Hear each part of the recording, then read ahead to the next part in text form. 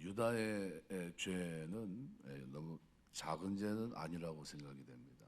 왜냐하면은 21절에 보면 그곳 사람에게 물어 이르되 길곁 에나임에 있던 창녀가 어디 있느냐 그들의 여기는 창녀가 없나이다 이렇게 물어보는 장면이 나오는데요. 가나안 땅에 이 창녀라고 하는 이 창녀 히브리 게데사라고 하는 이 창녀는 성전 신전 창녀를 말합니다. 아스타르데 여신을 섬기는 신전 창녀로 성행위를 신에게 바치는 헌신으로 여겼습니다. 그래서 신전 매움은 가나안에서 보편적인 일입니다. 그래서 남녀의 성행위가 신과의 교감을 불러일으켜 풍요와 번식을 가져다 준다 이렇게 믿었습니다. 하지만 하나님을 섬기며 거룩을 중시하는 이스라엘에게 있어서는 이것은 용납할 수 없는 일이죠. 그래서 이 죄를 유다가 진 겁니다. 그런데 유다의 죄는 여기서 한 걸음 더 나가서 자기 신뢰의 죄라고도 표현할 수 있습니다. 자기는 옳고 남들은 다 그르다고 정죄하는 이 죄를 유다가 짓고 있습니다. 유다는 요셉을 팔자고 제의했던 사람입니다.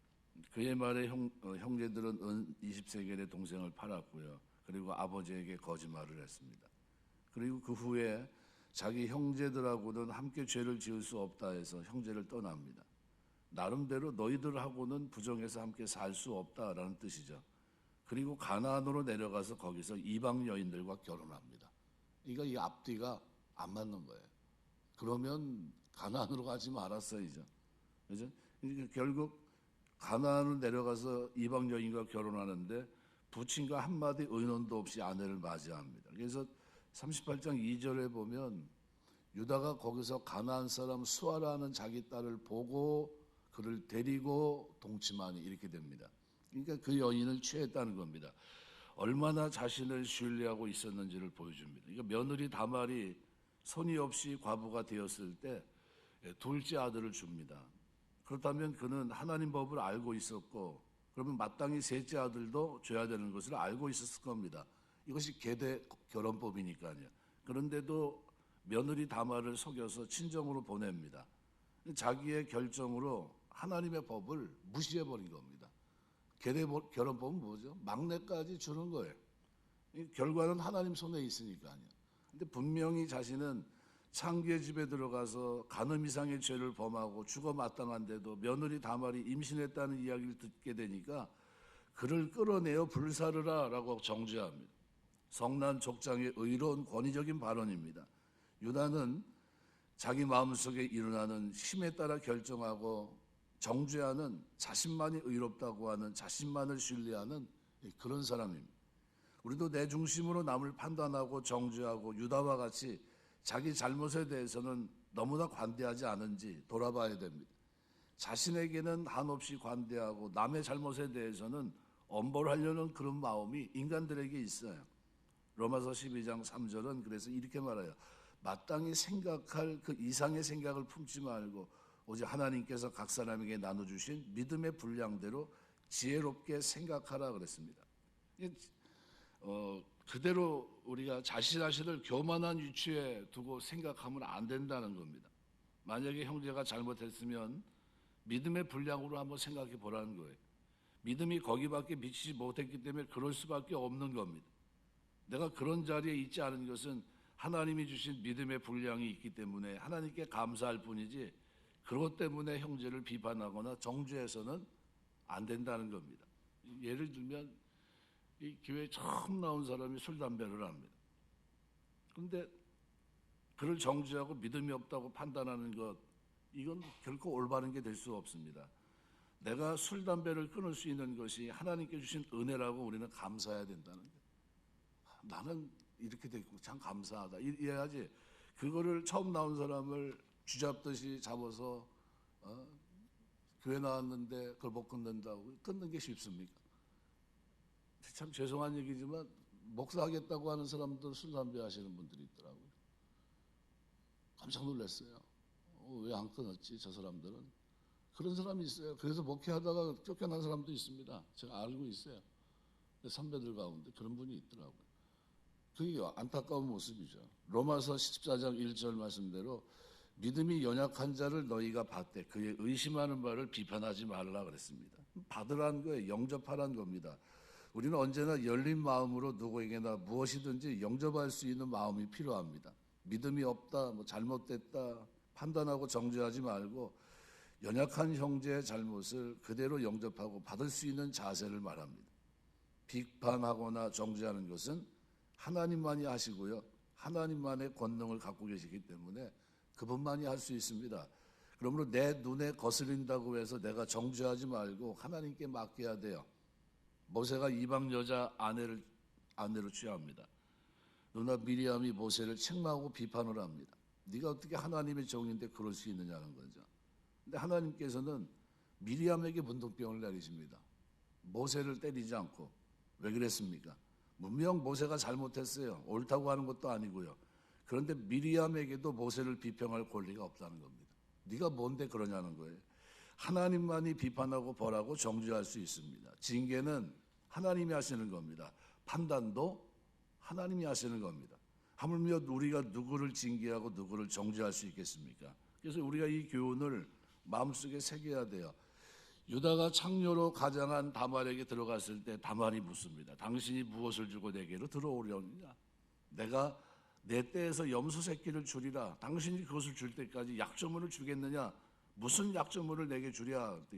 당신의 도장과 끈과 당신의 손에 있는 지팡이로 하라. 유다는 할 수 없이 이걸 맡겼습니다. 석 달이 지난 후 과부 며느리가 임신했다는 소리를 듣습니다. 화가 난 유다는 그를 끌어내 불살하라고 명령합니다. 불살라 죽이기 위해서는 증인이 필요합니다. 그래서 수많은 사람들이 모였어요. 그때 다말은 유다의 이름이 새겨진 도장과 끈과 지팡이를 보이면서 이 물건 임자로 말미암아 내가 잉태하였다고 말합니다. 그런데 유다의 장점은 26절입니다. 그래서 어떻게 했냐면요. 26절에 보면 이렇게 표현합니다. 유다가 그것을 알아보고 그에게 이르되 그는 나보다 옳도다. 내가 그를 내 아들 셀라에게 주지 아니하였음이로다 하고 다시는 그를 가까이 하지 아니하였더라.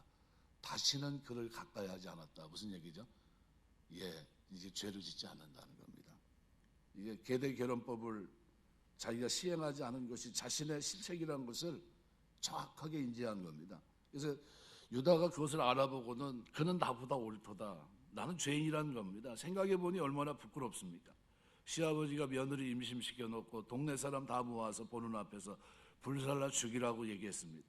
유다로서는 너무나 수치스럽고 회복할 수 없는 망신을 당한 겁니다. 모두가 그를 손가락질했을 겁니다. 그런데 우리 하나님께서는 그런 유다를 용서하시고 위로하셨고요. 그래서 그와 다말에게서 낳은 베레스를 통해서 메시아를 낳을 수 있게 하시면서 예수 그리스도의 족보에 오르는 영광을 입었습니다. 이것이 죄인을 향한 하나님의 사랑이에요. 무한한 자비. 그래서 우리는 이 교훈을 통해서요. 절대로 정죄하지 말아야 됩니다. 회개하고 용서를 구하면 주홍같이 붉은 죄라 할지라도 우리 주님은 용서하십니다. 그래서 우리는 성도는 다른 사람들의 허물을 감싸줘야 됩니다. 24절 보면 며느리 다말이 행음하고 임태했다는 소식을 들은 유다가 그를 불살라 죽이라고 얘기했는데 결국 유다는 다말이 말하기에 앞서서 하나님 백성으로서의 거룩한 신분을 망각하고 창녀와 동침한 자신에 대해서 먼저 징계를 내려야 마땅합니다.